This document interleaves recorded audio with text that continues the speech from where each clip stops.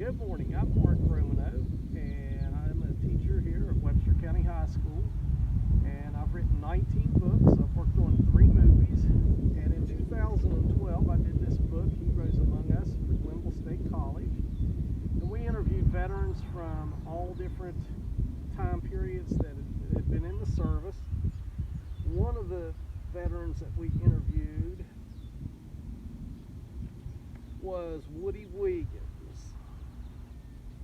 And Woody Williams is the last living, this is Woody here, and he is the last living Medal of Honor winner from World War II now. And he was a very nice gentleman. He was in the Marines, and I learned a lot from these veterans. I also worked on the same year with Robert Tennell and Jeff Tennell on this movie that we did that coincided with the book for Glenville, and it was Tradition of Service, and a lot of those had veterans from all over West Virginia, different branches of service. And I learned a little bit about filmmaking then. Robert Tennell asked me if I was from, he found out I was from Webster County, and he asked if I knew Josh Stewart, and I told him, yeah, I had taken his pictures in high school. And he said, well, we're going to be doing a movie in Webster County, and at the time it wasn't publicized. I offered to do the photography for him, and he said it was a very low budget film, and for a low budget film was about $150,000. So I offered to do the photography for free just to get my hands wet, just to figure out what it was like. And I was able to do the photography for them for the hunting, and it was filmed around Holly River State Park, Skelt, over in that part of Webster County. So I learned a little bit about filmmaking there. Moved forward to 2017, and I did 4 books, and I co-authored those with a lady named Annie Johnson, and this was the 3rd on Finley Taylor. And we went through several thousand pictures of Finley Taylor's. He was there for almost 50 years, the early part of 1900. And this one was character portraits. And it's a pretty rare photo to have a Union and Confederate soldier in the same picture. And on this occasion, these 2 fellows went into Finley Taylor's studio to have their picture taken together. Never spoke a word to each other. Finley said, guys, let's go outside. We're gonna, you guys are gonna go ahead and get in the car and go through the parade. And one looked at the other and said, I'm not riding with him. And the other said, oh, I'm not riding with him. And they were old men, and they literally almost got in a fist fight over it. But we do talk a little bit about them in the movie. Finley just talks about what it was like photographing people in the early 1900s. So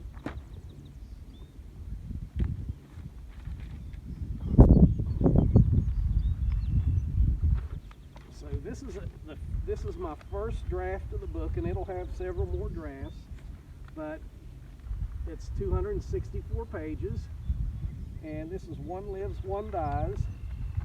These are the chapters. There's tentatively 45 chapters, which it'll be cut a little bit. But what the story is about is Bud Webb was a fella in Richwood, West Virginia, and he signed up to go to the Army to make a little bit of money, because there was not much money to be made at that time. He signed up before Pearl Harbor was bombed in 1941.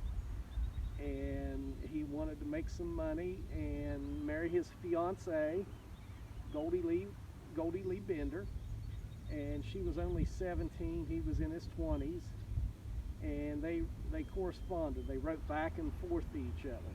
And the way that I met Goldie was, I was working on the Finley Taylor book, had all these old photographs of World War II soldiers, but couldn't name them. Someone asked that maybe I go visit Goldie because she used to write for the paper. Maybe she could help me. So I was able to get in touch with her, and at the time she was, I believe, struck up a good conversation with her, and she mentioned these letters. She did let me borrow the letters. There were over 300 pages of the letters. Most of the letters were written by Bud, and he told her he wanted them torn up. He didn't want anyone to see them. He's afraid they would make fun of them. But it's such a powerful story.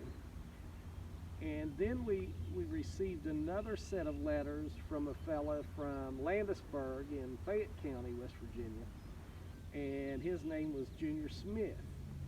Several hundred pages of letters of his that he wrote home to his father.